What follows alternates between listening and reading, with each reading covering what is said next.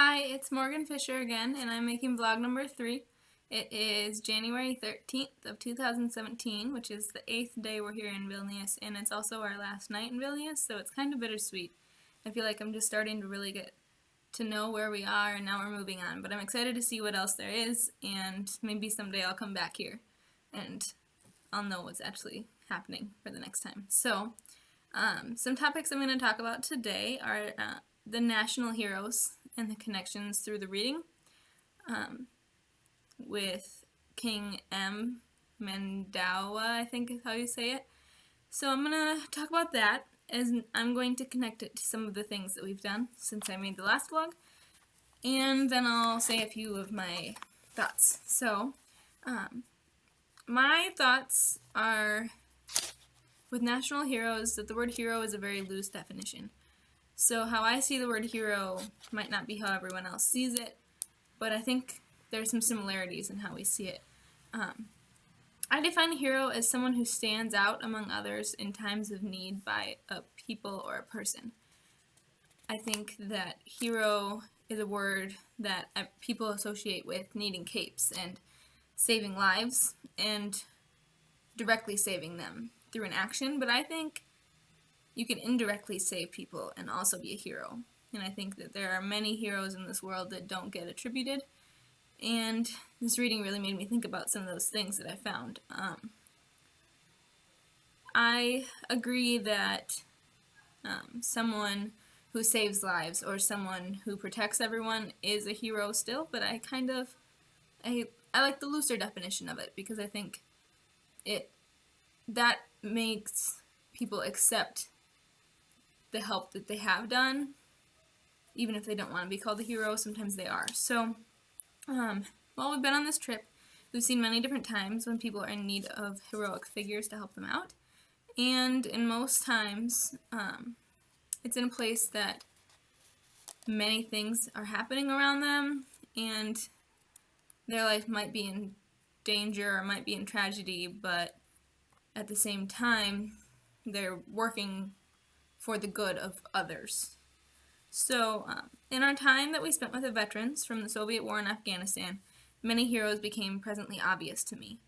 I believe that each of the men we spoke with were current time heroes. So, they are not heroes that you would read about in storybooks yet, because it was so recently, but at the same time, they saved the lives, and they're still saving lives today by talking through their stories and talking about the things that they did.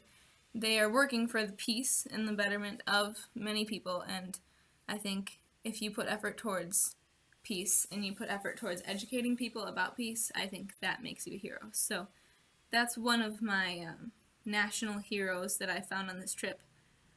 Their stories have altered their lives, but they're not letting them stop that. Not letting that stop them. They're just continuing on and pushing to work through their struggles, but also to help other people from the struggles. So I think they're heroes. They're national heroes that might not always get called out on. So I think that's kind of similar to King M's lifeline, because he was very violent in the beginning, and then he moved on to peaceful at the end. And these people fought and were killing, but ended wishing for peace for everyone. So I think they're kind of like the unsung national hero, and I think that by us talking to them, that made them realize it a little. We also went to the Ninth Fort Museum, which I had no idea when I got there what it was going to be. I didn't know what to expect. I had seen a picture of it online when I looked it up, but that's about it. And so I really went in unaware of what might happen. And so the part that stuck with me the most was probably the wall with the names etched into it.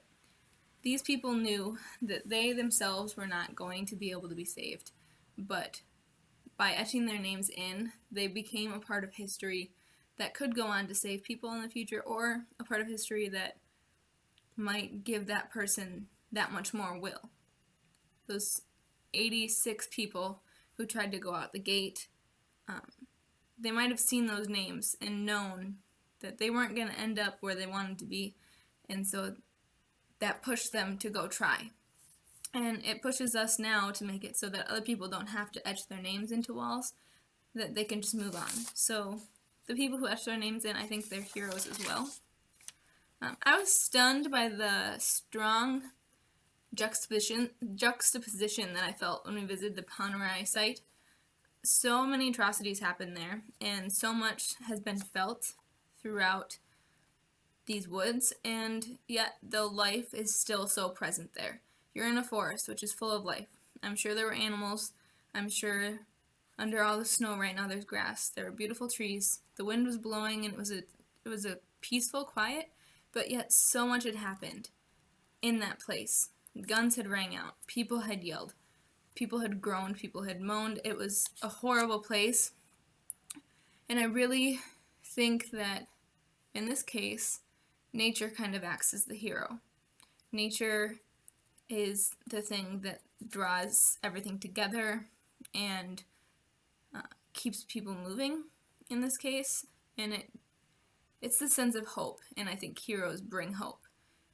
In the reading we read, King M brought hope to his people in his final times through peace and through self-reflection. And so these trees lead to self-reflection in others. And so I think the forest is it's like a metaphorical hero in my mind.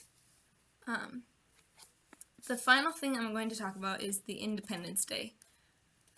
Their Independence Day is nothing like ours, and I've never experienced anything other than ours.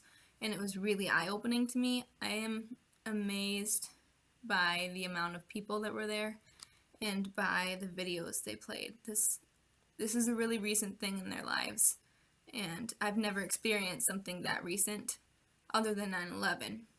And this is a positive thing, but it's also a sad thing for them. And the way that I remembered these people with the cannons going off into the sky to remember each one, it made me realize how hard these people have had to work to get to where they are.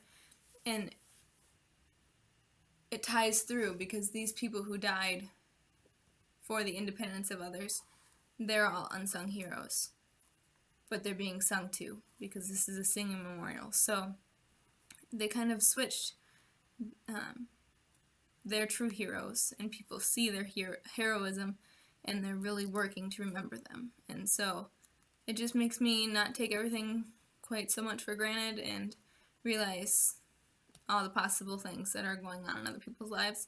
And I really just am thankful that we got to see how they celebrated it, and thankful to see the unity of this country and how much hope they have and how many different heroes there are in the world today. And so that's what I know about Vilnius, and I am excited to learn more in the other countries, and will hopefully continue to be able to connect everything as I go.